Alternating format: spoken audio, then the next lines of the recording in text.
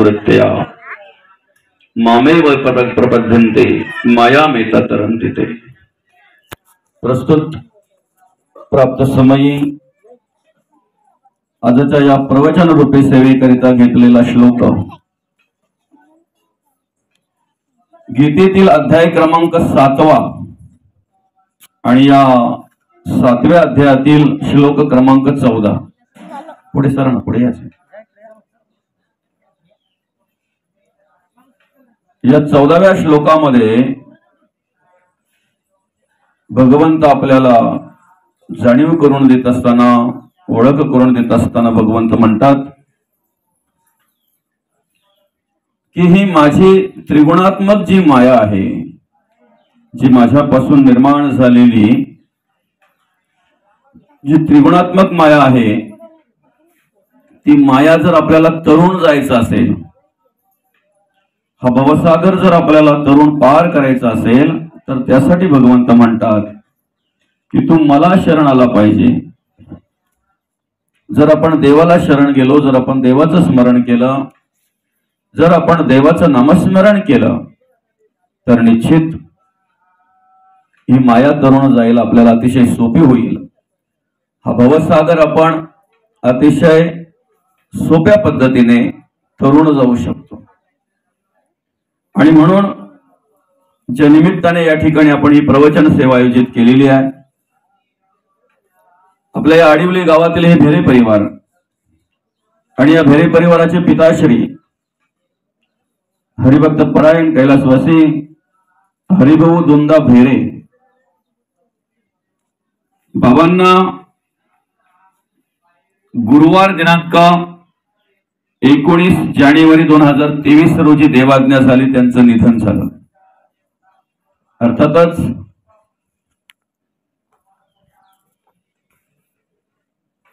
द्वादशीच्या दिवशी आजच्या आणि आजच्या या तिथीप्रमाणे आजच्या दिवशी त्यांचा मृत्यू झालेला आहे आणि तिथीप्रमाणे आज त्यांचं प्रथम पुण्यस्मरण आहे, पहिलं पुण्यस्मरण।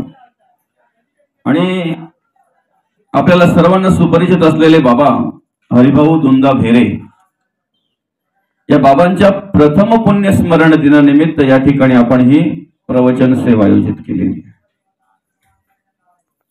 खरं तर पुण्यस्मरण त्यांचंच केलं जातंय ज्यांनी त्यांच्या आयुष्यामध्ये काहीतरी पुण्य कर्म केलेले असतात, म्हणून त्याचं नावच आहे पुण्यस्मरण, बरं का। माणसाने आयुष्यामध्ये केलेल्या पापकर्माचं स्मरण कोणीही करत नाही, त्याची आठवण कोणीही करत नाही। आपण आपल्या जीवनाचा मार्गक्रमण करत असताना, आपण आपल्या आयुष्याचा मार्गक्रमण करत असताना या ठिकाणी जे पुण्यकर्म करतो, जे पुण्यकर्म आपल्याकडून घडत असतात, त्या पुण्यकर्माचं स्मरण म्हणून आपण हे पुण्यस्मरण करत असतो।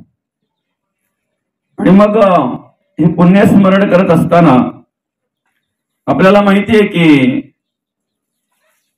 माणूस आपल्यातून गेलेला आहे, पण देहाने जरी गेलेला असेल, शरीराने जरी गेलेला असेल, तरी तो देह असताना, ते शरीर असताना त्यांनी केलेली जी कर्म आहेत, त्यांचे जे विचार आहेत, त्यांची जी आठवण आहे, त्यांचे जे काही संस्कार आहेत, शरीर जरी गेला, देह जरी गेला, तरी कीर्तीच्या रूपाने मनुष्य असतोच असतो। त्या पुण्य कर्माच्या रूपाने, त्या संस्कारांच्या रूपाने मात्र तो मनुष्य निश्चित असतो। आणि म्हणून खऱ्या अर्थाने या बाबांनी आपल्या जीवनाचा मार्गक्रमण करत असताना आपला संसार व्यवस्थितरित्या सांभाळला, आपल्या मुलाबालांचं संगोपन केलं, आपल्या मुलाबालांना चांगल्या प्रकारे सांभाळलं, त्यांच्यावर संस्कार केले। ह्या बाबांनी त्यांच्या आयुष्यामध्ये किती कमवले याचा विचार आपण याच्या आधीही केला नाही आणि आताही करणार नाहीत, पण काय कमवलं याचा विचार याच्या आधी आपण केलेला आहे आणि आजही त्याचा आपण विचार करणार आहोत। स्वतःसाठी जगणारी माणसं अनेक असतात, स्वार्थासाठी काम करणारी, कार्य करणारी माणसं अनेक असतात. पण धर्माचं कार्य करणारी आणि देवाचं कार्य करणारीच माणसं थोर असतात, हे मात्र निश्चित आहे. आणि या बाबांच्या आयुष्यामध्ये ते हरिभक्त परायण होते. चांगल्या प्रकारे त्यांनी परमार्थ केला, देवाचं कार्य केलं, देव कार्य केलं. आणि विशेष म्हणजे या ठिकाणी आपला संसार करत असताना, आपल्या मुलाबालांचं संगोपन करत असताना, मुलाबालांचा सांभाळ तर सगळेच करतात, पण सांभाळ करता करता त्यांच्यावर चांगले संस्कार केले हे महत्वाचं आहे, बरं का. त्यांना सांभाळता सांभाळता, त्यांचं पालन पोषण करता करता त्या मुलांवर चांगल्या प्रकारचे संस्कार केले. संस्कारात ते कुठे कमी पडले नाहीत. आणि म्हणून जीवनामध्ये या ठिकाणी कार्य करत असताना संस्कार महत्वाचे असतात. ते संस्कार आपल्याला संतांच्या वाङ्मयातून प्राप्त होत असतात, संतांच्या संघातून प्राप्त होत असतात, चांगल्या चांगल्या माणसांच्या संघातून आपल्याला ते संस्कार प्राप्त होत असतात. आणि त्याचं स्मरण म्हणून या ठिकाणी आपण हे पुण्य स्मरण करतोय, बरं का. त्यांनी केलेले त्यांच्या आयुष्यामध्ये पुण्य कर्म, चांगली कर्म, समाज उपयोगी कर्म, देवाची कर्म, देशाची कर्म, धर्माचं कार्य, आणि त्याचं आपण या ठिकाणी काय करतोय, स्मरण करतोय. हे पुण्यस्मरण या ठिकाणी करत असताना आज आपण या ठिकाणी जी काही विधी आहे ती विधी करत असतो. त्यांच्या नावाने ते पिंडदान करत असतो. आणि विशेष म्हणजे ज्ञानदान करत असतो आणि अन्नदान करत असतो. या 3 प्रकारचं दान आपण करत असतो. त्यापैकी ज्ञानदान घडावं, भगवंताचं स्मरण घडावं, या उद्देशाने या ठिकाणी आपण ही प्रवचन सेवा आयोजित केलेली आहे. खर तर भगवंत या ठिकाणी जाणीव करून देतात की ही त्रिगुणात्मक माया जी आहे, दैवी गुणमयी मम माया दुरत्यया मामेव ते प्रपद्यन्ते माया मिता तरंती ते. ही माया जर आपल्याला तरायची आहे, परावृत्त जर व्हायचं आहे, तरुण जर जायचं आहे, तर त्यासाठी आपण काय केलं पाहिजे, देवाचं स्मरण केलं पाहिजे, भगवंताचं नामस्मरण केलं पाहिजे. म्हणजे नामस्मरण हा एक उपाय भगवंताने सांगितलेला आहे हे माया तरुण जाण्याचं. नामस्मरण हे साधन भगवंताने सांगितलेलं आहे, ही उपासना सांगितलेली आहे, ही देवपूजा सांगितलेली आहे, की जेणेकरून आपण या मायेतून मुक्त होऊ. खरं तर मनुष्य या ठिकाणी कार्य करत असताना त्रिगुणात्मक कार्य करतो.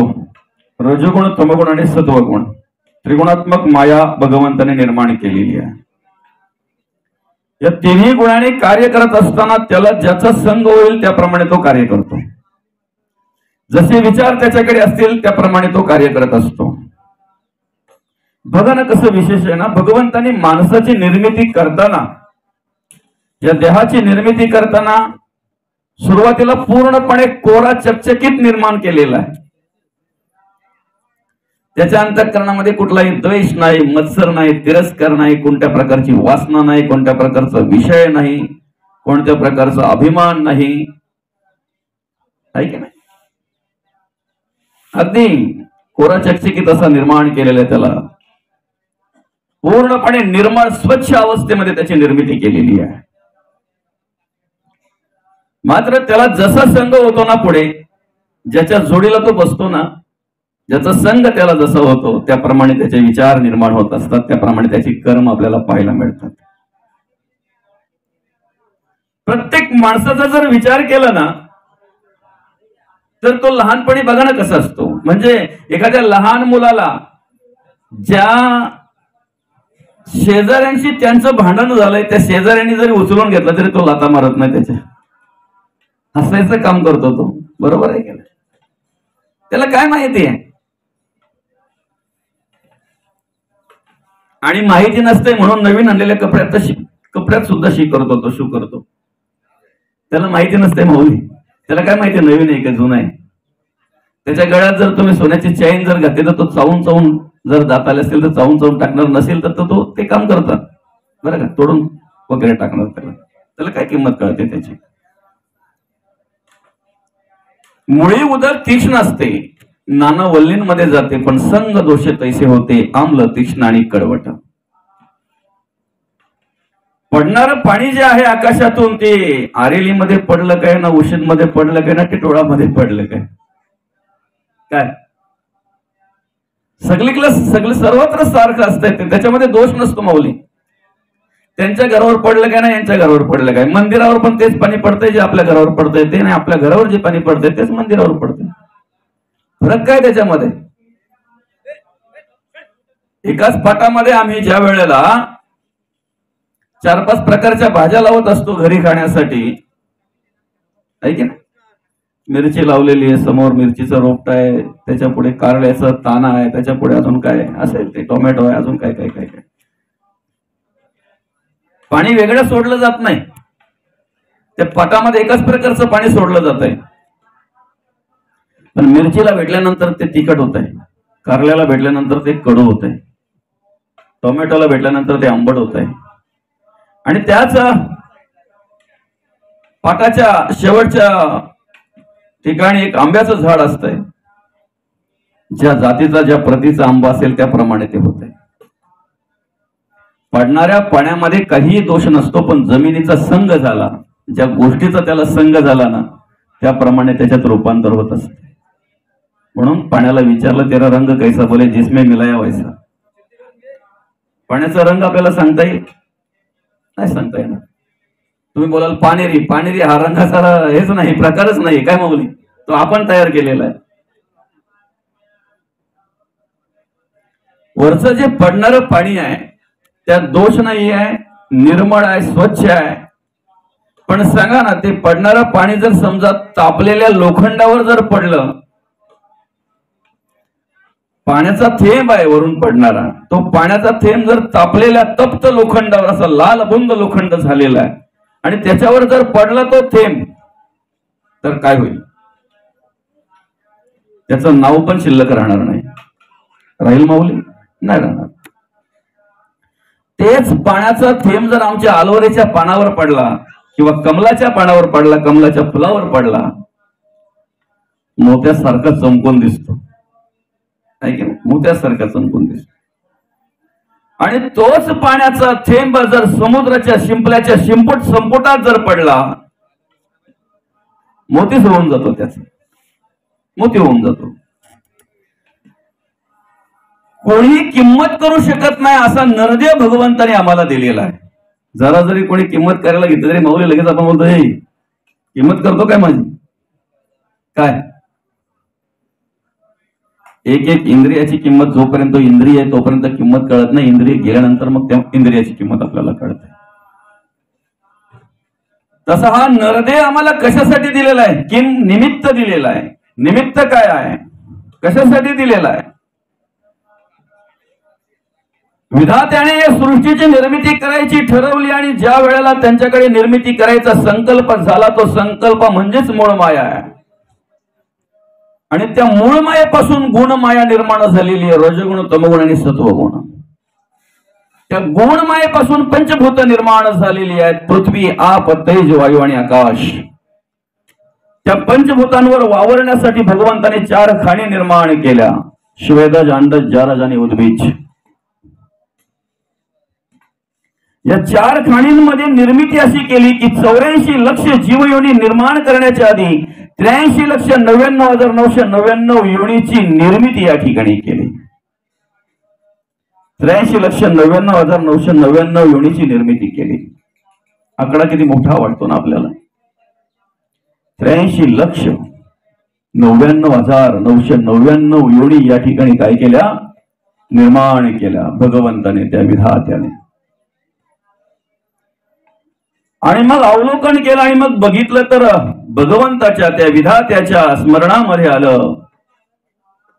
त्यांना कळलं की या एवढ्या योन्या आपण निर्माण केलेल्या आहेत, 83,99,999 योन्या निर्माण केलेल्या आहेत. यापैकी एकही योनी अशी नाहीये की आपलं भजन पूजन करेल. यापैकी एकही योनी अशी नाहीये की आपलं स्तवन करेल, आपलं नामस्मरण करेल, भक्ती परमार्थ करणारी एकही योनी नाही आहे. आणि मग त्या विधात्याने निश्चयात्मक भूमिकेतून निर्माण केलेली योनी म्हणजे 84 लक्षवी योनी हा नरदेव आहे. नरदेव आहे. विशेष बुद्धी आहे म्हणजे खाण्याची अक्कल आहे कोणाला? माणसाला. विशेष जाणीव आहे, वैखरी दिलेली आहे बोलण्यासाठी आणि उभ्या कण्याचा निर्माण केलेला आहे. उभ्या कण्याचा निर्माण केलेला आहे. कोणाला आडवा जाऊ नये म्हणून, पण आडवा गेल्याशिवाय राहत नाही. एखाद्या वेळेस जर एखादं काम करायला आम्ही कुठेतरी चाललो असेल आणि आम्हाला जर मांजर आडवी गेली तर आम्ही 5 पावलं मागे येतो. मी तर म्हणतो यायची गरज नाही, कारण मांजर आडवं जाऊन कधीच काम थांबत नाही. पण एखादा माणूस जर तुम्हाला आडवा झाला ना तर झालेलं काम सुद्धा बिघडलेलं राहणार नाही, हे मात्र निश्चित आहे. उभ्या कण्याचा निर्माण करून सुद्धा, उभ्या कण्याचा तयार करून सुद्धा याला माहिती नाही आहे कशी प्रकारे जगावं, कशा प्रकारे वागावं. आपला विषय असा आहे की निश्चयात्मक भूमिकेतून या माणसाची निर्मिती भगवंताने केलेली आहे. कशासाठी? देवाचं स्तवन करता येईल, देवाचं नामस्मरण करता येईल, परमार्थ आणि भक्ती करता येईल. नवे नवे देवाचं, देशाचं आणि धर्माचं कार्य आपल्याकडून घडावं या उद्देशाने भगवंताने आपल्याला हा नरदेह दिलेला आहे. हे कार्य करत असताना आपण संसार केला पाहिजे, आपण प्रपंच केला पाहिजे, आपण घरदार सांभाळलं पाहिजे, आपल्या मुलाबालांचं संगोपन केलं पाहिजे, आपल्या आई वडिलांची सेवा केली पाहिजे, आपल्या मुलांची सेवा केली पाहिजे, आपल्या बाईची सेवा केली पाहिजे. सेवा म्हणजे त्यांना सांभाळलं पाहिजे, संसार केला पाहिजे, शेतीवाडी सांभाळली पाहिजे, सांभाळलं पाहिजे. कारण ऋणानुबंधाच्या गाठी आहेत माऊली, आणि ऋणानुबंधाच्या गाठी असल्यामुळे ते ऋण फेडण्यासाठी आपल्याला ह्या घरामध्ये भगवंताने जन्माला घातलेला आहे. सोडून चालणार नाही. पण ते ऋण फेडता फेडता, ते कार्य करता करता आम्हाला भगवंताचं नामस्मरण करता आलं पाहिजे, आम्हाला परमार्थ करता आला पाहिजे, आम्हाला देवाचं कार्य करता आलं पाहिजे. आणि म्हणून भगवंताने आम्हाला निर्माण करताना कुठल्याही प्रकारचा दोष आमचा नव्हता, कुठल्याही प्रकारची मलिनता आमच्या अंतःकरणामध्ये नव्हती, कुठल्याही प्रकारचा कचरा आमच्या अंतःकरणात नव्हता. आलं का लक्षात? परमार्थ करत असताना, भक्ती करत असताना आम्ही पहिले त्याचा विचार केला पाहिजे की आमच्या अंतःकरणामध्ये, आमच्या मनामध्ये किती कचरा आहे. बरं का? 30 जानेवारी रोजी माझ्या ह्या उजव्या डोळ्यामध्ये कचरा गेला. काहीतरी गेला मौली, असं जोरात लागलं. तो कचरा काढण्यासाठी एवढा प्रयत्न केला. आता पण थोडा लाल दिसत असेल डोळा कदाचित तुम्हाला.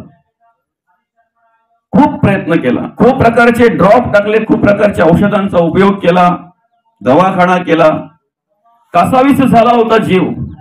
बरं का? एकदाचा कुठून तरी काहीतरी औषध, एखादं गुण येऊ आणि तो कचरा निघावं किंवा तो त्रासच कमी व्हावा असं वाटलं होतं, असं वाटत होतं. कचरा निघाल्यानंतर मात्र बरं वाटलं. तोपर्यंत नुसतं धावपळ चालू होती, प्रयत्न चालू होते. ज्या वेळेला निघाला ना तो कचरा तेव्हा आम्हाला जरा बरं वाटलं, मला जरा बरं वाटलं.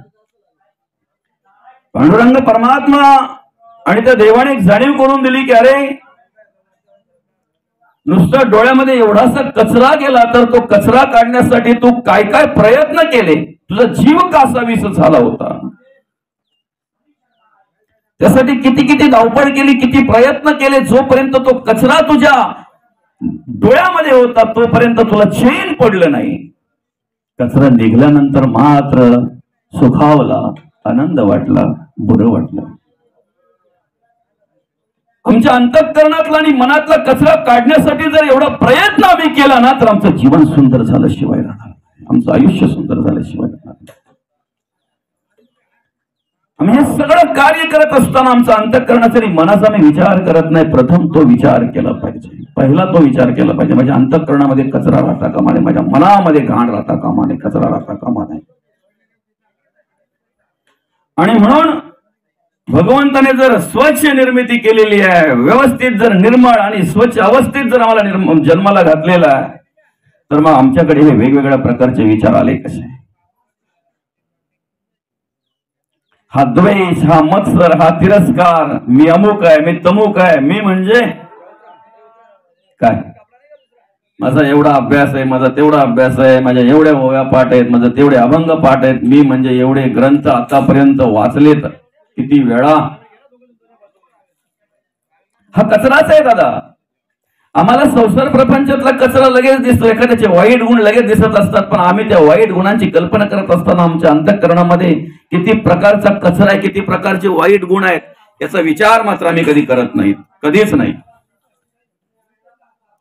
समोरच्या चुक्या ज्याला दिसतात त्याला ज्ञानी म्हणतात, पण ज्याला स्वतःच्या चुक्या दिसतात ना त्याला आत्मज्ञानी म्हणतात. संतांना आत्मज्ञान अभिप्रेत आहे, ज्ञान अभिप्रेत नाही. बरं का? समोरचा कुठे चुकतोय, समोरचा कुठे काय करतोय, त्याने काय करायला हवं, त्याने कसं वागायला हवं, त्याने कसं जगायला हवं, हे आम्हाला जर ज्ञान झालं, आम्हाला जर कळायला लागलं तर आम्ही समजतो की तुला ज्ञान आहे. पण मी कसं जगावं, कसं वागावं, म्हणजे माझं आयुष्य सुंदर होईल, माझं जीवन सुंदर होईल, हे ज्याला कळायला लागलं ना त्याला आत्मज्ञान म्हणतात. आणि संतांना हे आत्मज्ञान अभिप्रेत आहे. बघ सांगा ना, ज्याप्रमाणे तो पाण्याचा थेंब कुठल्याही प्रकारचा दोष नसणारा तप्त लोखंडावर पडल्यानंतर त्याचं नावही राहत नाही, तसं तमगुणी मनुष्य, क्रोधी मनुष्य, तमगुणामध्ये कार्य करणारा मनुष्य किती वेळ ऐकल्यानंतर परिवर्तन होईल, किती वेळ ऐकल्यानंतर परिवर्तन होईल.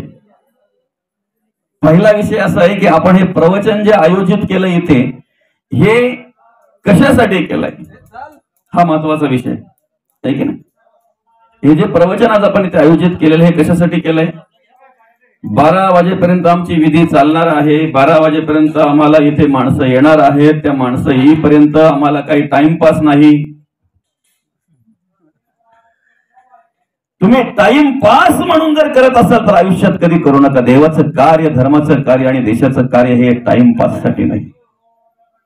टाइमपास म्हणून जर त्याच्याकडे बघत असाल तर तुम्ही आयुष्यभर जरी प्रवचन ऐकले, आयुष्यभर जरी कीर्तन ऐकली तरी परिवर्तन कधी होणार नाही, कधीच होणार नाही. संतांचं वाङ्मय हे टाइमपास साठी नाही आहे. संतांचं वाङ्मय हे मनोरंजनासाठी नाही आहे. संतांचं वाङ्मय हे परिवर्तनासाठी आहे. आणि परिवर्तन घडावं या उद्देशाने या ठिकाणी ही प्रवचन सेवा आम्ही आयोजित केलेली आहे. कळावं आम्हाला कसं जगावं, कसं वागावं ते नक्षित झाला. हा तमोगुणाचा विषय झाला, बरोबर आहे. एखाद्या आळूच्या पानावर जर पाण्याचा थेंब पडला तर तो चमकून दिसतो, तसा काही माणसं अशी असतात की फक्त परमार्थात चमकून दिसत असतात. बरं का? अध्यात्मामध्ये फक्त चमकून दिसत असतात ना, चमकून दिसावं म्हणूनच ते प्रयत्न करत असतात. सांगता सांगत पण असतात ते माझे अमुक ओव्या पाठ आहेत, माझे अमुक अभंग पाठ आहेत, मी एवढा अभ्यास केलेला आहे, मला एवढं कळतंय, मला तेवढं कळतंय, कुणी माझ्याशी लागावं, काय कुणी माझ्याशी लागावं, जिथल्या तिथं उत्तर आहेत आपल्याकडे. अरे पण कोणी प्रश्नच केला नाही तर तुला तो उत्तरानं महत्व कधी माऊली. प्रश्न असेल तर तुला उत्तरानं महत्व आहे. कोणी प्रश्नच केला ना तुझ्याशी कोणी लागायलाच तयार नाही, बिनजोड आहेस तू. लागायची भाषा कोण करेल? जो तुझ्यासारखा आहे तो. ज्याला अध्यात्म कळला, ज्याला परमार्थ कळला, तो हे ह्या धंद्यात पडणार नाही. तो कशाला पडेल? बाबा देवाने जे दिलंय ते मला माझ्यासाठी दिलंय, मी आत्मसात केलं पाहिजे, मी त्याच्यामध्ये उतरलो पाहिजे, मी माझ्यामध्ये परिवर्तन घडलं पाहिजे. आणि जर देवाने दिलं तर ते जगापुढे मांडलं पाहिजे आपण, पण नम्रतेने मांडलं पाहिजे. विद्या विनय नाही शोभते, विद्या अहंकाराने नाही शोभत. तुमच्याकडे नम्रता असेल तर तुमचं ज्ञान शोभणार आहे, तुमचा अभ्यास शोभणार आहे. नाहीतर अन्यथा पांडित्य, काय म्हणतात त्याला, पंडित. पंडिताकडून कधी परमार्थ घडत नाही, बरं का? पंडिताकडून कधी अध्यात्म घडत नाही, कधीच नाही, पंडिताकडून नाही. कल्याण मधला एक माणूस होता, त्याला पंडितांची खूप आवड होती, बरं का? आता त्यांनी 2 पंडितांना जेवायला बोलायचं ठरवलं. 2 पंडितांना त्यांनी जेवायला बोलवायचं ठरवलं, आवड होती त्याला. मुरबाड मधला इथं कोणी आहे का उपस्थित? मुरबाड तालुक्यातलं कोणी आहे? हा आहेत. बरं, शहापूर तालुक्यातलं कोणी आहे इथे? शहापूर तालुक्यातलं आहे असतील. अंबरनाथ इथे आहेत. तालुका कुठला घ्यायचा आपण? भिवंडी तालुक्यातला? हा, अरे बापरे, मोठा प्रश्नच पडला आपल्याला 2 तालुका निवडायचे. बरं असू द्या, चला. कल्याण तालुक्यातल्या माणसाला पंडितांची आवड होती.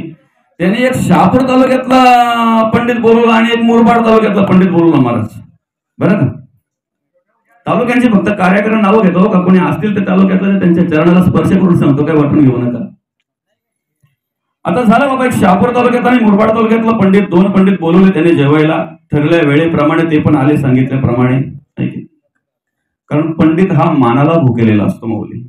सप्त्याच्या टायमाला जर एखादा टावेल, एखादा नारळ जर त्याला दिला नाही ना, का पुढचा सप्ताह तुमचा कार्यक्रम केला त्यांनी समजा. बरं का, एखाद्या कार्यक्रमात जर फक्त एखाद्या सोयऱ्याला टावेलच देऊ नका. टावेल किती 40 रुपयाची बात आहे, पण तुम्ही समजा का तुमच्या तिकडे नवरदेव गेला का त्यांनी गोंधळा घातलाच. काय यांना अतृप्त आत्मे म्हणतात. यांना काय म्हणतात? अतृप्त आत्मे. म्हणजे स्थान देवतेची पूजा करत असताना बाकीच्या देवतांना जे आपण पहिले त्यांचा खाणं देतो की नाही, का देतो माऊली खरं सांगा? आमच्या चांगल्या कार्यक्रमामध्ये संकट येऊ नयेत म्हणून तुमच्याकडं चांगला कार्यक्रम जर कुठला असेल तर पहिले यांना पूजा, पहिले यांना भजा.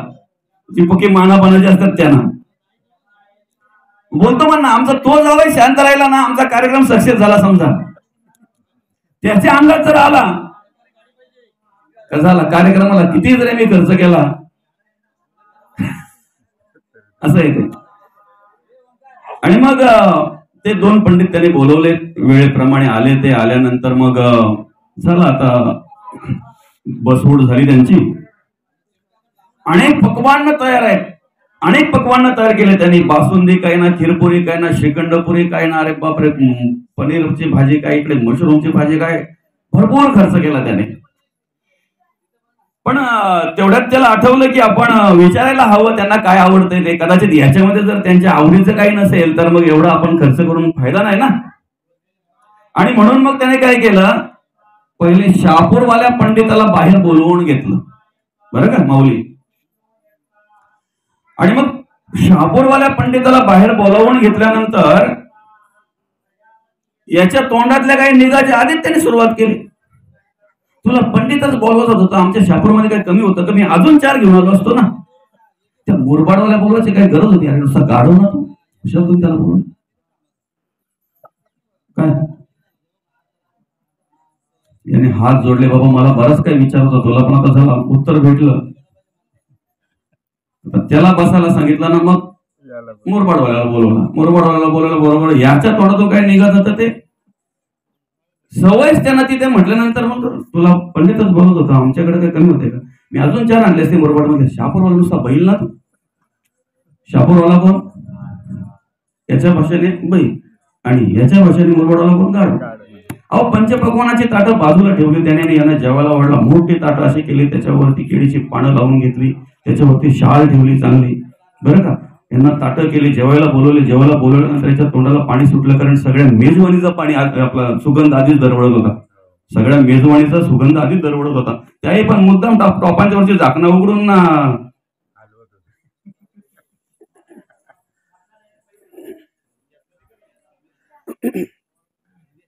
कशासाठी? त्यांना सुगंध जावा म्हणून. थोड्या वेळात तसं आपल्याला सुगंध येईल ना, आहे की ना. झालं, तो सुगंध सुटलेला अगोदरच हे येऊन ताटावर बसले.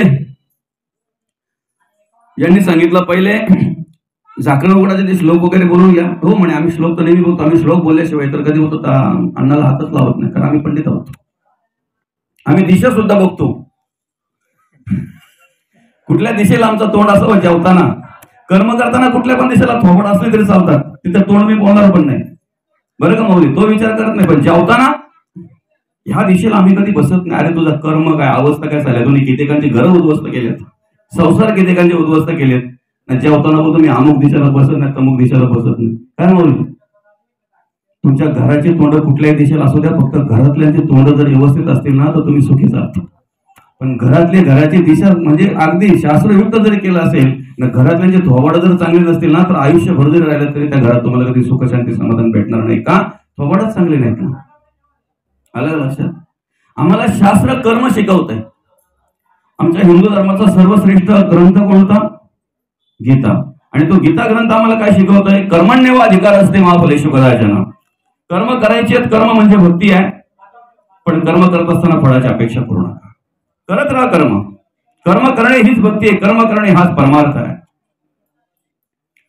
आणि श्लोक बोलून झाल्यानंतर ज्या वेळेला काढली ती शाल बाजूला, ती पानं ज्या वेळेला काढली त्यावेळेला बैलाला गवत आणि गाढवाला कडबा ताटामध्ये. मग एकमेकाच्या तोंडाकडे बघायला लागले, काय वाढलंय आपल्याला? सुगंध तर चांगला सुटला होता. तेव्हा त्या मालकाने सांगितलं की मला वाटलं होतं, पण तुम्हीच सांगितलं, दोघांची आठवण मुलाखत करून दिल्यामुळे मला तशी जेवण वाढावं लागलं. म्हणजे पंडिताच्या पुढ्यात काय येत आहे बरं? पंडिताच्या पुढ्यात काय येत आहे? मग सांगा, आपण आत्मज्ञानी असावं का पंडित असावं? आपण ग्रंथ वाचावे ना. अरे माऊली, आपण हिंदू आहोत, आपल्या घरामध्ये रोज ग्रंथाचा अभ्यास केलाच पाहिजे, वाचन केलंच पाहिजे. मी तर म्हणेन, ज्या हिंदू माणसाच्या घरामध्ये ग्रंथाचं वाचन होत नसेल आजही, त्याने स्वतःला समजून घ्यावं आपण कोण आहोत.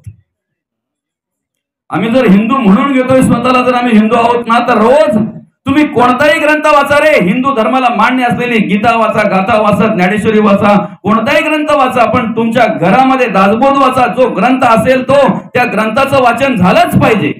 आणि ज्याच्या घरामध्ये रोज ग्रंथाचं वाचन होतंय, मी म्हणतो घर नाही मंदिर आहे, ते मंदिर आहे माऊली. आणि म्हणून ग्रंथ वाचा, देवाचं नामस्मरण करा, परमार्थ करा. गावात जर सप्ताह असेल तर पुढे पुढे गेलं पाहिजे. जे आपल्याकडे जी भगवंताने कला गुण दिलेला आहे ना, त्या कला गुणाचा वापर आपण तिथे केला पाहिजे माऊली. कारण भगवंताने प्रत्येकाला वेगवेगळ्या प्रकारची कला दिलेली आहे, वेगवेगळ्या प्रकारचे गुण दिलेले आहेत. त्या गुणांचा वापर ज्या ठिकाणी देवाचं, देशाचं आणि धर्माचं कार्य चालू असेल ना, आमंत्रणाची वाट बघू नका, बरं का? आमंत्रणाची वाट बघू नका. देवाचं, देशाचं आणि धर्माचं कार्य असेल, माहिती झाल्याबरोबर तिथे आपण गेलो पाहिजे. मला आमंत्रण नाही हा विशेष तिथे येता कामा नये. जी कला आपल्याकडे असेल, जे गुण आपल्याकडे असतील, त्याचा वापर तिथे आपल्याला करता आला पाहिजे. आणि कोणत्याही कलेला कमी समजू नका, बरं का? कोणत्याही कलेला कमी समजू नका. म्हणून ज्या वेळेला तुमच्याकडे सप्ताह असेल, हरिनाम असेल, हरिनाम सोहळा असेल, काही असू द्या, पहिले सत्कार करा आचार्यांचा, बरं का? कारण खरा घाम त्यांचा निघतो, खरा धूर ते खातात, खरी मेहनत ते घेतात. अलग लक्षात. त्याच्यानंतर सत्कार करा. हे जे आंतरे उचलणारे असतात ना, झाडू मारणारे असतात ना, हे काम सगळेच कोणीही नाही करत, बरं का? त्यांचं करा. ज्या दिवशी ह्या लहान लहान गोष्टी आमच्या निदर्शनात येतील ना, त्या दिवशी आम्ही घेतलेलं कार्य सिद्धीला गेल्याशिवाय राहणार नाही, मात्र निश्चित आहे. आणि कुठल्याच कलेला कमी समजू नका. आज माझ्याकडे भगवंताने वक्तृत्व दिलेलं आहे, जे आहे ते देवाच्या कृपेने देवाचं कार्य, देशाचं आणि धर्माचं कार्य करण्याची स्फूर्ती, सामर्थ्य आणि ते बळ भगवंताने मला द्यावं. मी प्रत्येक वेळेला भगवंताकडे प्रार्थना करत असतो की देवा, जोपर्यंत ह्या शरीरामध्ये ताकद आहे ना, शक्ती आहे ना, तोपर्यंत हे धर्माचं कार्य आमच्याकडून करून घ्यायचं आहे. ज्यांच्या बोटामध्ये जादू आहे, मृदुंग सर्वांनाच वाजवायला जमत नाही, टाळ सुद्धा सर्वांनाच वाजवायला जमत नाही, गायन सर्वांनाच जमत नाही. मी प्रयत्न करतो पण मला जमत नाही अजून, ते सर्वांनाच नाही जमत ना ते. अलग लक्षात. अख्खा काहीच बाया म्हाताऱ्या झाल्या, नाच सुना आल्या तरी बाबा पोले अजून जमत नाही त्या बाईला. कला आहे ती. स्वयंपाक सगळ्यांनाच जमत नाही माऊली, ती सुद्धा कला आहे. कदर करा, आदर करा. जी कला तुमच्याकडे असेल ती, फक्त तिचा वापर आपण देवासाठी, देशासाठी, धर्मासाठी कसा करावा हा विचार आपण करायला हवा. आणि कुठल्याच कलेला कमी समजू नका. नदीच्या पात्रातून अलीकडून पलीकडे जायचं होतं माऊली, आणि एक पंडित त्या होडीमध्ये बसला. होडीमध्ये बसल्यानंतर तो अचानक बसलेला, कधी बसलेलाच नाही. जरा होडी हल्ली का जरा त्याची चलबिकल व्हायची, पण तो होडीवाला बोलायचा, बाबा काही टेन्शन घेऊ नका, या माझं नेहमीचा काम. आलं लक्षात? नाही पण आता पुढे एवढी मोठी धार आली, त्या धारातल्या कसं काय, तू काय टेन्शन घेतो, या धारा कित्येक वेळेला पडून गेलोय पुढं. अलग लक्षात? जेवढी ती धार प्रखर तेवढ्या जोराने तो असे वल्ले मारत होता, आहे की नाही, चालू होतं त्याचं. पण याचा काही जीवाजीव राहिला नव्हता. काय होत आहे ना काय नाही. धार फोडून गेल्यानंतर जेव्हा संत पाणी भेटलं तेव्हा याच्या जीवाजीव आला. मग ह्यो पोपटासारखा बोलायला लागला, बरं का? तोपर्यंत याला काही सुचत नव्हतं काय बोलवतो. त्याने सत्या सांगत होता, जाऊ का नाही, धार पुढल का नाही, तुम्ही बरोबर चालवता ना, असं चालू होतं त्याचं. हे प्रश्न विचारत होतो, बरोबर चालू होतं ना, तुम्हाला बरोबर नेता येते ना, बरोबर वल्ले मारता ना तुम्ही, हे कधीपासून काम करता तुम्ही, ते चालू होतं त्याचं. पण एकदा संत पाणी लागल्यानंतर लगेच त्यांनी बोलायला सुरुवात केली, पांडित्य दाखवायला सुरुवात केली याची. आलं का लक्षात? मी अमुक आहे, मी तमुक आहे, मी एवढा अभ्यास केला, मी तेवढा अभ्यास केलाय, मी एवढा ज्ञानी आहे, माझं शिक्षण एवढं आहे. तेवढ्यात त्या नावाड्याला विचारलं, त्यांनी त्या होडीवाल्याला विचारलं, दादा वाचता लिहिता येत आहे? बोलतो नाही ना. शाळेत? बाबा म्हणे शाळेत जाण्याचा प्रश्नच नाही आला, कारण मी लहान असतानाच माझे वडील वारले आणि वडिलांचा वडिलोपार्जित असलेला हा धंदा माझ्यावर पडला. माझी 2 भावं बहीण आणि माझी आई यांचा सगळ्यांचा सांभाळ करण्याची जबाबदारी माझ्यावर आली आणि लहानपणापासूनच हा व्यवसाय मी सुरू केल्यामुळे माझी आणि शाळेची भेटच झाली नाही. बाबा अरे तुला लिहिता वाचता येत नाही, शाळेत गेलाच नाही, जीवन फुकट आहे तुझं, आयुष्य फुकट आहे तुझं. ऐकून घेतलं त्याने विचार. अर्ध्यावर होडी गेली आणि होडीच्या मध्ये होल पडला आणि आतमध्ये पाणी यायला लागला माऊली. तेव्हा होडीवाला बोलतो बाबाला, पंडिताला, पोहता येत आहे? तो बोलतो नाही. मग तुमचं जीवन पण आता फुकट आहे, तुमचं आयुष्य पण आता फुकट आहे. म्हणून कुठल्याही कलेला कमी समजू नका. आलं लक्षात? भगवंताच्या कृपेने जी कला आम्हाला मिळालेली आहे ना, प्राप्त झालेली आहे ना, ती कला श्रेष्ठ आहे. आपला विषय आहे चमकून दिसणं, बरं का? दुसराच विषय चाललाय आपला. पहिला झाला काय, तमोगुणी माणूस जर असेल त्याने किती जरी ऐकलं तरी किती परिवर्तन घडेल त्याच्यावर. दुसरा विषय असा आहे की तोच थेंब जर आलवरीच्या पानावर पडला किंवा कमलाच्या पानावर पडला, फुलावर पडला, तर तो मोत्यासारखा चमकून दिसतो. ही सारखी चमकून दिसणारी जी असतात ना, ही फक्त मानाला भुकेलेली असतात, सारखी चमकून दिसणारी. याला रजोगुण म्हणतात माऊली. आवळा देऊन कोवळा काढणार. काहीतरी मिळत असेल तर, मिळत नाही मग ते तर ढुंकूनही पाहणार नाहीत ते, बरं का? बरंच बोलण्यासारखं आहे त्याच्यावर, पण आपण पुढे सरकूया. आता काय, समुद्राच्या शिंपल्याच्या संपुटात पडल्यानंतर मोतीच होतो. माऊली संतांना हे अपेक्षित आहे, संतांना हे अपेक्षित आहे. तुम्ही जे श्रवण करताना ते तुमच्या अंतःकरणापर्यंत गेलं पाहिजे आणि अंतःकरणात गेल्यानंतर परिवर्तन झाल्यानंतर मग ते मुखात आलं पाहिजे. आपणास जे जे आपणास ठावे ते ते इतरांचं शिकवावे, पण कधी पहिले आपण वागावे आणि नंतर शिकवावे. आपण काहीही करून आणि मग येणार इतरांना शिकवून नाही चालणार दादा. पहिले आपण परिवर्तन झालं पाहिजे, आपल्या अंतःकरणामध्ये परिवर्तन झालं पाहिजे. तो द्वेष, तो मत्सर, तो तिरस्कार बाजूला झाला पाहिजे. आमच्या अंतःकरणामध्ये किती मत्सर, द्वेष, तिरस्कार भरलेला आहे बाबा, किती भरलेला. जावे मध्ये असतो तो बात वेगळा आहे, ननंद भाऊजाईमध्ये असतो तो बात वेगळी आहे, सासवांमध्ये असतो, सुनांमध्ये असतो तो वेगळा आहे.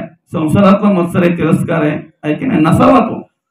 पण परमार्थिक माणसाकडे सुद्धा द्वेष, मत्सर, तिरस्कार, आध्यात्मिक माणसाकडे सुद्धा द्वेष, मत्सर, तिरस्कार असावा.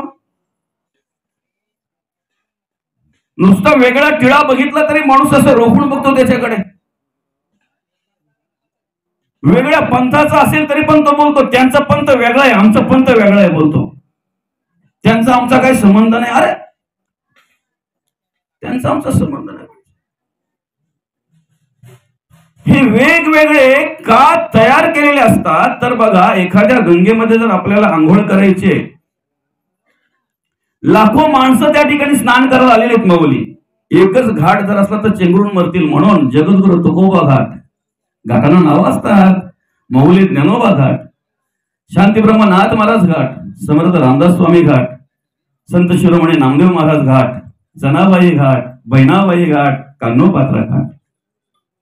तुम्हाला जिथे शक्य होईल त्या घाटातून उतरा, फक्त गंगेचं स्नान होणं महत्वाचं आहे. पण आमच्याकडे असा अभिमान असतो, भेटलाय त्या फक्त आम्हालाच भेटलाय, बाकी ही सगळी अशीच तरफर द्या. जो महाराज तुम्हाला कोणी असं बोलत असेल ना, भेटलाय ते आम्हाला भेटलाय, फक्त आतमध्ये ठेवा, याला काहीच भेटला नाही. जर भेटला असता तर याने द्वेष, मत्सर, तिरस्कार समोरच्याचा केला नसता. आमच्या श्री गुरूंनी दिलेला ज्ञानाचा अभिमान आम्हाला असावा. आम्ही जो परमार्थ करतोय, जी भक्ती करतोय, त्या पंथाचा स्वाभिमान आपल्याला असावा. पण एवढा नसावा की समोरच्याला कमी लेखता येईल, समोरच्याचा द्वेष, मत्सर होईल, एवढा नसावा. हिंदू धर्माच्या रीतिरिवाजाप्रमाणे तुमच्या कपाळाला टिळा आहे हे महत्वाचं आहे. तो लाल आहे, काला आहे, चंदन लावलाय का अजून काय गंध गोळी लावले का शेंदूर लावलाय याच्याची गरज नाही. हाय हे महत्वाचं आहे. तुम्ही दाखवून देताय जगाला मी हिंदू आहे. काय हिंदू धर्माला मान्य असलेल्या ग्रंथाचा तुमच्या घरात अभ्यास होतोय हे महत्वाचं आहे. वाचन होतंय हे महत्वाचं आहे. तुम्ही गीता वाचता, गाथा वाचता, ज्ञानेश्वरी वाचता, दासबोध वाचता की भागवत वाचता याच्याशी गरज नाहीये. हिंदू धर्माला मान्य असलेल्या ग्रंथाचा अभ्यास करताय हे महत्वाचं आहे. तुम्ही कोणत्या पंथामध्ये कार्य करता हे महत्वाचं नाहीये. हिंदू धर्माला मान्य असलेल्या पंथामध्ये कार्य करता हे महत्वाचं आहे. तुम्ही कोणत्या संताला मानता हे महत्वाचं नाही. तुम्ही कोणत्या संताचा अभ्यास करता हे महत्वाचं नाही. अभ्यास करता हे महत्वाचं आहे. अरे नुसतं आमच्या भिंतीवर असलेला घड्याळ आम्हाला सांगतोय की बघा ना 11 तास त्या घड्याळाचे काटे इकडे तिकडे फिरत असतात. सेकंड काट्याचं काम करतोय, तास काट्याचं काम करतोय, मिनिट काट्याचं काम करतोय. किती 11 तास इकडे तिकडे फिरत असतात ते, आहे की नाही. पण 12 वाजायची वेळ झाली की सगळे काटे जसे एकत्र येतात ना तसे धर्माचं कार्य करण्यासाठी ज्या दिवशी आमचे सर्व संत, सर्व ग्रंथ, सर्व पंथ जेव्हा एकत्र येतील ना तेव्हा कोणाची हिंमत होणार नाही आमच्या धर्माकडे वाईट नजरेने पाहण्याची. फक्त त्यासाठी आम्ही एकत्र आलो पाहिजे. आणि जर समजा अजूनही आमच्यामध्ये द्वेष असेल, मत्सर असेल, तिरस्कार असेल तर आम्ही परमार्थ करतोय हा आमचा भ्रम आहे. अजून जर तिरस्कार आमच्या विषयी जर असेल तर आम्ही परमार्थ करतोय हा आमचा भ्रम आहे माऊली. म्हणून तिसरी जी स्थिती आहे ना ती संतांना अभिप्रेत आहे. शिंपल्याच्या संपुटात जाऊन मूर्ती झालं पाहिजे माऊली. काय मूर्ती घ्यायला गेला तो मशाला तर आता मसाज समजू ना आपण, कारण आता झाला म्हटल्यानंतर मसाज आणायला लागेल. गेल्या पण असेल काही बाय, आता गेल्या असतील त्या गेलते बाई मी नाही का, काही पुरुष पण गेले असतील. जायला पाहिजे ना रे. आपला आनंद आपण नाही घ्यायचा तर काय तिथं गेल्यानंतर काय घ्यायचं आहे माहिती पाहिजे नाही का. काय घ्यायचं आहे या लक्षात ठेवा ना मग शिरा. नाही तर मशात गेल्यावर ह्या घे त्या घे त्या घे, दिसेल त्या घे, दिसेल त्या घे, दिसेल त्या घे. मग ज्या कामासाठी जात आहोत त्या कामाचा नेमका भेटला काही घ्यायचा आला का पैसे जमतात. आपलं पण तसं नाही. नरद्यात आल्यानंतर हे घे ते घे, संसार कर, प्रपंच कर, याला लुबड त्याला लुबड नाही. माझा टॉपला ना, माझा सूप ना, माझी सलाती ना, माझी झाडू ना, माझा अमुक ना, माझा तमुक ना. मग जेव्हा ज्या घ्यायचा त्या एखाद्या ग्रंथात वाचता आला, वाचण्यात आला, कधीतरी ऐकण्यात आला तर मग आमची शिल्लक संपलेली असते. आर्थिक, कायिक, वाचिक, मानसिक संपलेली असते. आता हातपाय चला कापायला लागलं नाही का माऊली. ऐकायला येत नाही, पाहायला गेल्यावर 2-2 माणसं दिसत्या, देव दिसत नाही. अशा अवस्थेत त्याला समजतंय का नाही परमार्थ करायला पाहिजे होता का. कधी भांडवल संपला का मग धंदा सुचतो त्याला. म्हणून सैन्य अवघीची मारावाणी मग राज्यपद प्राप्त करून घ्यावे. नाही नाही नाही, सैन्य असताची राज्य करावे. ज्या अवस्थेमध्ये तुम्हाला जाणीव झाली ना मग ते लहानपण असो, तरुणपण असो वा म्हातारपण असो त्या वेळेला आमच्याकडून परमार्थ घडला पाहिजे. ज्या वेळेला आम्हाला जाणीव झाली त्या वेळेला, जेव्हा कळलं तेव्हा. म्हातारा व्हायची वेळ का पाहिजे आपण, म्हातारा व्हायची वाट का पाहिजे आपण. आणि म्हणून ज्या वेळेला तो गेला मशाला मूर्त्या घ्यायच्या होत्या त्याला त्या बऱ्याच मूर्त्या अशा लावलेल्या होत्या. पहिल्या मूर्तीची किंमत विचारली तो होतं 50 रुपये. पण सेम तशीच्या तशीच दिसणारी दुसरी मूर्ती होती म्हणजे 150 रुपये. तशीच्या तशी सेम दिसणारी मूर्ती होती तिसरी मूर्ती 500 रुपये. याला विचारत आला की रंग तर सेम आहे, रंगोटी सेम आहे, साईज सेम आहे, उंची सेम आहे, एकाच मातीच्या तयार केलेल्या आहेत, वेगवेगळी किंमत का. त्या वेळेला त्या दुकानदाराने त्याच्या हातामध्ये एक लवचिक असलेली काडी दिली आणि ती काडी पहिल्या मूर्तीच्या कानामध्ये टाकायला सांगितली. त्या पहिल्या मूर्तीच्या कानामध्ये जी काडी इकडून टाकली ती इकडून निघली. म्हणून बोलतो हिचे 50 रुपये. कारण फक्त मटेरियलचं भेटलं तरी समाधानी, मटेरियलचं जरी भेटलं तरी समाधानी. इथून टाकली इकडून निघली. आता किती मूर्त्या आहेत मला काय माहित नाही. मूर्त्या तर बऱ्याच आहेत तिथं, पण 50 वाल्या किती आहेत त्या माहित नाही आहे ना. त्याच्यानंतर दुसऱ्या मूर्तीच्या कानामध्ये टाकल्यानंतर ती इथून टाकली तर इकडे निघली. ठीक आहे, त्यातल्या त्यात बरं आहे आपलं. इतरांना सांगा पुरता नाही का. जनाबाई काय सांगते ना, मुक्ताबाई काय सांगते काय माऊली. तिसरी मूर्ती मात्र ज्या वेळेला त्यावेळेला तिच्या कानातून टाकल्यानंतर अंतःकरणापर्यंत पोहोचली आणि अंतःकरणात पोहोचल्यानंतर मग तोंडातून निघाली. म्हणून म्हणे 500 रुपये. काय इथून उठून गेल्यानंतर जर सासूचं आणि सुनाची भांडण होत असेल, दोघी पण ऐकायला येत. ते किती रुपयाला मूर्तीवर एवढं ऐकल्यानंतरही जर आम्ही द्वेष मत्सर तिरस्कार आमच्या अंतःकरणामध्ये जर असेल, अभिमान जर आमच्या अंतःकरणामध्ये असेल, तर आपण समजायला पाहिजे ह्या मूर्ती किती रुपयाच्या आहेत, किती रुपयावाल्या मूर्ती आहेत. या ठिकाणी भगवंत म्हणतात दैवी वेश्या गुणमयी मम माया दुरत्तया मामेव ते प्रपद्यन्ते माया मेता तरन्ति ते. ही त्रिगुणात्मक जी माया आहे, ती माया जर तुम्हाला तरुण जायची असेल तर भगवंत म्हणतात माझं स्मरण करा, देवाचं नामस्मरण करा, देवाला आठवा. तुम्ही आठवा मधुसूदना रे तुम्ही वासुदेव वासुदेव म्हणा, कारण नरदेह नाही पुन्हा रे तुम्ही वासुदेव वासुदेव म्हणा. शतवर्षाची गणना रे तुम्ही वासुदेव वासुदेव म्हणा. आणि म्हणून अखंड आपण देवाचं नामस्मरण केलं पाहिजे.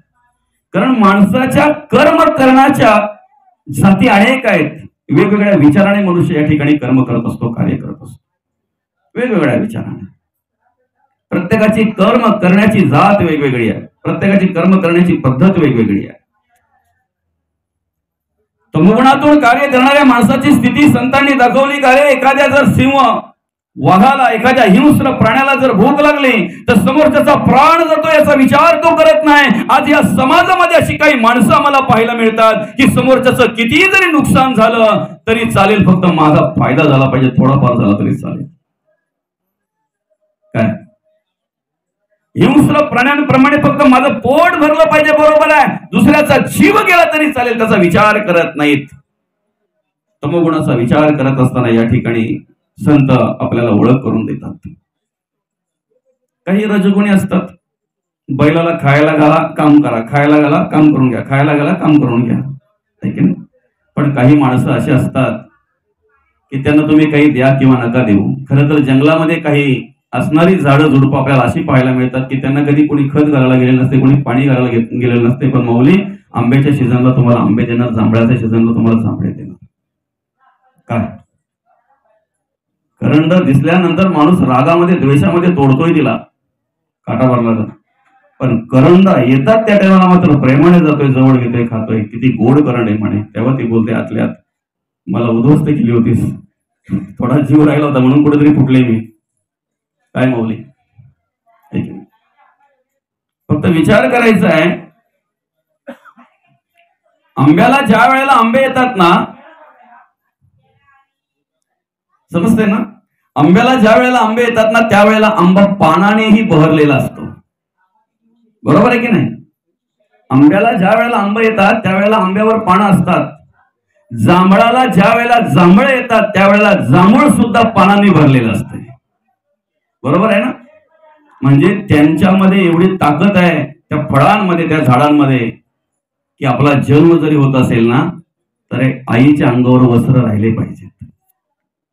काय आपला जन्म जरी होत असेल तरी आपल्या आईच्या अंगावर वस्त्र राहिले पाहिजेत, ती वस्त्राने शोभून दिसते. मुवा आल्यानंतर मुवाच्या झाडाला पानं असतात. जे फळ जन्माच्या वेळेला आपल्या आईच्या अंगावरची वस्त्र जर काढून घेत आहे तर त्याची पेल्यानंतर आमच्या अंगावर वस्त्र ठेवी